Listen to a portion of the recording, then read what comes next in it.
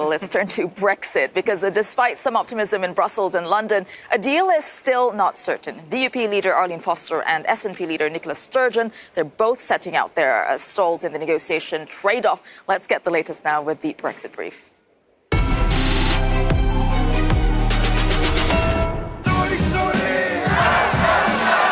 Keeping the dream alive. Just days after tens of thousands took to the streets of Edinburgh to show support for Scottish independence, Nicola Sturgeon takes to the stage of the Scottish National Party conference in Glasgow. Going into the conference, the SNP leader once again raised the prospect of independence, contrasting it with political deadlock in Westminster. Meanwhile, the leader of Northern Ireland's Democratic Unionist Party is in Brussels this week for 3 days of Brexit talks. Arlene is meeting with Michel Barnier and representatives of EU member states. There's hope of a compromise on the Irish border. A breakthrough there would clear one of the last obstacles to a Brexit deal. Back in London, a boost for Theresa May. The percentage of Brits who have confidence in Theresa May's ability to get the right Brexit deal is up by 22% from last month and since her speech at the Tory conference. That's according to a poll by ORB International. Although a slim majority still thinks she won't deliver. The British public is perhaps hoping that May's famed fancy footwork can clinch a Brexit deal.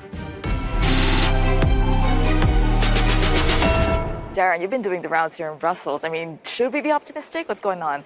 Well, it's really interesting. I think the mood music that we saw at the weekend from people like Jean-Claude Juncker and Donald Tusk, I think was a bit of political game playing by the European Union, almost to put the pressure back on Theresa May in order to try and mean that if there was no deal, it would be, of course, her fault. I think interesting today we saw the DUP leader, Arlene here in this parliament, where she gave a press conference and reiterated her red line, as she put it, that there should be no border in the Irish Sea, separating Great Britain from Northern Ireland.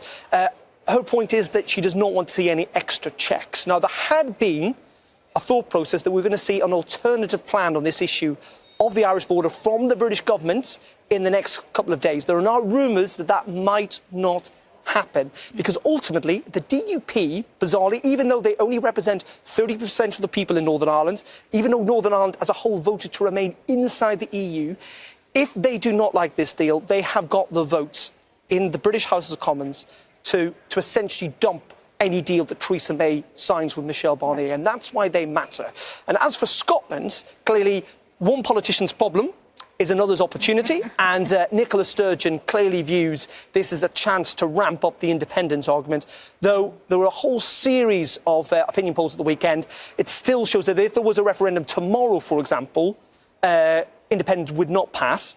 But if there was no deal when it comes to Brexit, it might just do. So that's how big the stakes are for the British government. I'll go to Nina, because you said you had an idea on who's going to blink first. I'd like to know. Well, I think as is consistently proven to be the case in the past 2 years of negotiations, when you pit one against 27, the 27 tend to win.